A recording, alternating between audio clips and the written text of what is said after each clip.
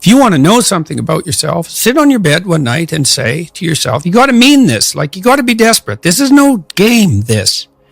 It's like, my life is not everything I want it to be, and perhaps it's not everything that I need it to be. And by need, I mean my life is so unbearable that the suffering that's attendant upon that is make me nihilistic, cynical, bitter, resentful, homicidal, genocidal, unable to have a good relationship, prone to punish people for their virtues because of my jealousy, driving the proclivity to see evil everywhere except within my own heart. Like, these are problems, man.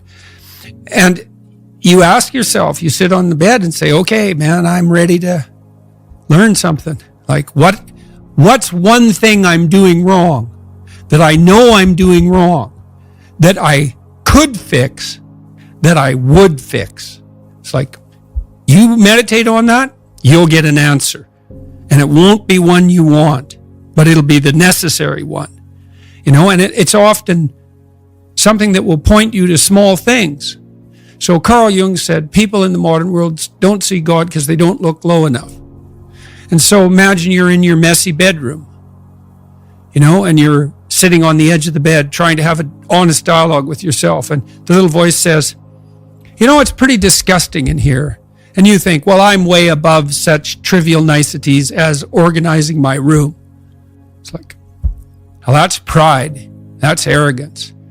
If you're above organizing what's actually yours, how in the world are you ever going to organize anything else? And so you get on your knees and you think, well, it's time to, take a brush to the toilet. And maybe that's where you start. And that works. Like, that works. You start making those micro improvements, like real micro improvements, real on the ground, actual micro improvements to things that are wrong, you'll improve unbelievably rapidly. We're built to walk uphill.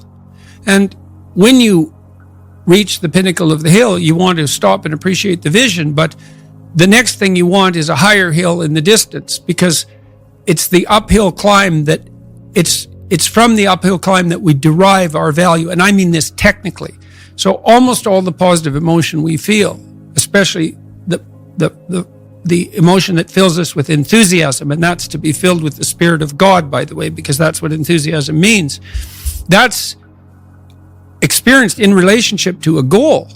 And so in some sense, and this is part of the religious enterprise, you want a goal that you can never attain, right? So you can always move closer to the goal that recedes as you move towards it. You think, well, that's frustrating. It's like Sisyphus pushing the rock uphill. But it's not, because as you pursue that goal, you put yourself together and your life does get better and richer and more abundant. And that's why the highest levels of virtue and goal are in some sense transcendent. You want them to be above everything you're doing so you can continually move towards something that's more sublime and better. That's what you are. You're here to live, not to sleep. And the problem with the vision of Mai Tais on the beach is that, well, first of all, that's a vision of drug-induced unconsciousness. Second, it's only going to work for about a week. Third, you're going to be a laughingstock in a month and depressed and aimless and goalless. You want a horizon of ever expanding possibility. And so it does happen to people because they've staked their soul on the attainment of an instrumental goal. And it can be a pretty high order goal. But then you think, well, now I'm there. Now what? Well, the answer can't be, well, I'm going to live in the lap of luxury and never have to leave the faith. What do you want to be? A giant infant with a gold bottle? You never have to do anything but lay in your back and suck. It's like, well, you see the problem with that as a conceptualization. It's no, you want to be like an active warrior moving uphill with your sword in hand. And that's dynamic. That's exciting. And that's why so many young men disappear into video games. That's all acted out in the video game. So they have to act that out in their own life. Not that I despise video games, because I don't, but they're not a substitute for life. They might be good training under some conditions for life. Consciousness comes into play when you're doing something that you haven't done before. And now, so that's interesting, because what it means is the conscious you is dealing with the world that isn't determined yet. And I would say it's actually dealing with the world of possibility, the world of potential. And it's a world we believe in. You say to people, you're not living up to your potential.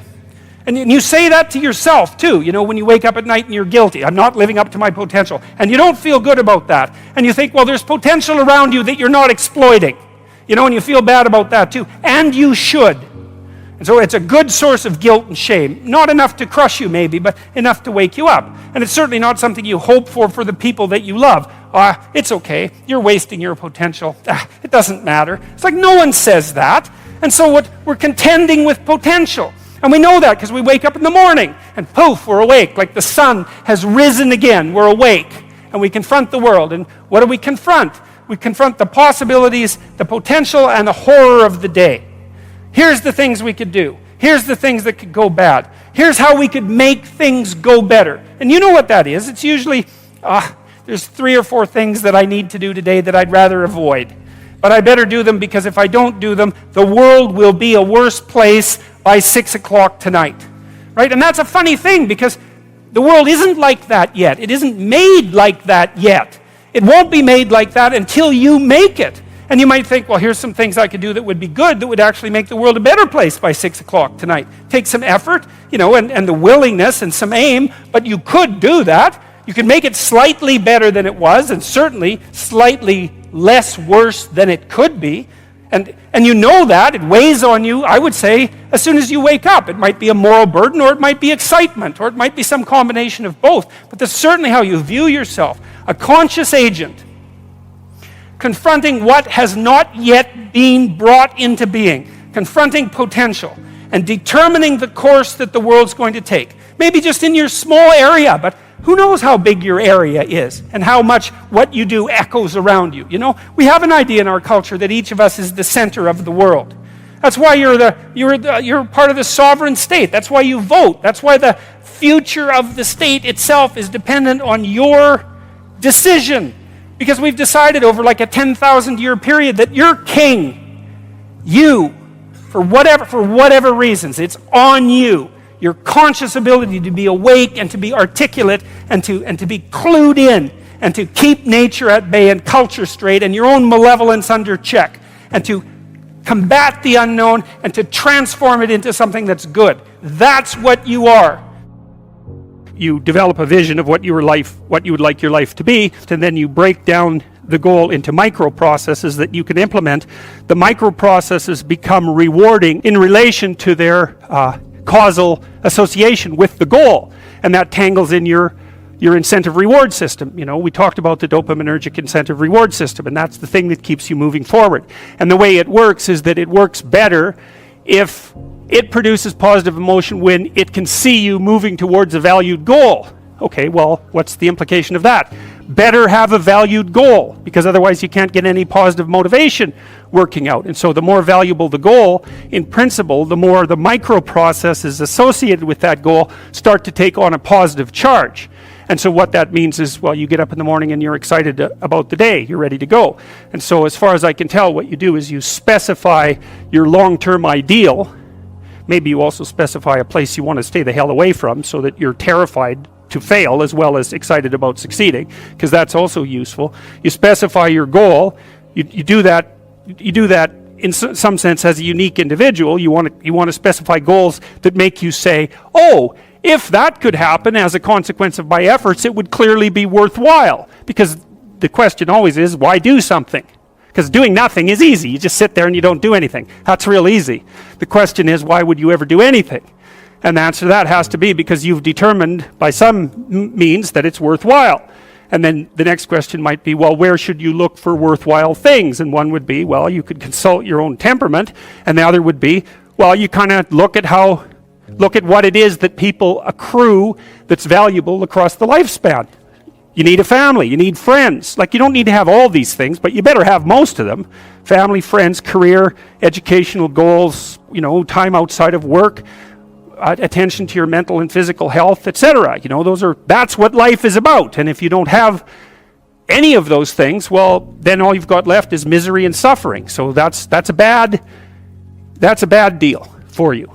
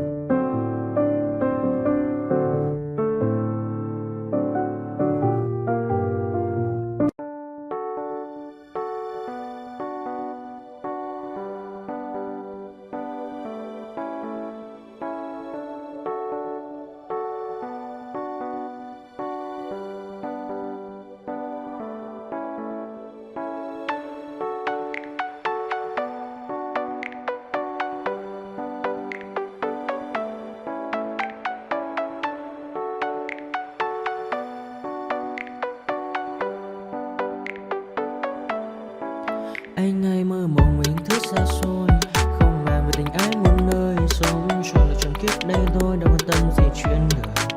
Thế mà lại ngâm tương tư ông tầm 31 xe tơ, đêm nằm trộm nhớ mơ mơ về ai. Thì ra anh yêu rồi, từ ánh mắt nụ cười, từ đôi môi gọi mưa sao xuyến lòng anh. Thì ra mê em rồi, ngày hay đêm ôm lời, chỉ nghĩ đến em thôi, đó là do anh đã yêu rồi, anh đã yêu rồi, anh đã yêu rồi. Anh đã yêu rồi, anh đã yêu rồi, anh đã yêu em mất rồi.